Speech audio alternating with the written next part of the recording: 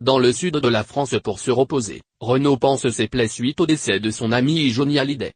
Très touché par la disparition du rocker, le chanteur a du mal à faire face à ce terrible chagrin. La France a perdu une légende et moi un ami. Je ne fais que pleurer devant ma télé, et il ne nous quittera jamais. Il était la star de la chanson, du rock et du cinéma. Si j'avais su que je l'aimais autant, je l'aurais aimé davantage, avait-il publié sur les réseaux sociaux en décembre dernier. Si Renaud tente de se remettre peu à peu de cette perte, il profite pleinement de son repos bien mérité. Alors que la tournée Phoenix Tour a été une véritable réussite malgré l'état de fatigue du chanteur, Renaud a assuré près de 140 dates pendant près d'un an. Son album Toujours debout a été un carton dans les bacs.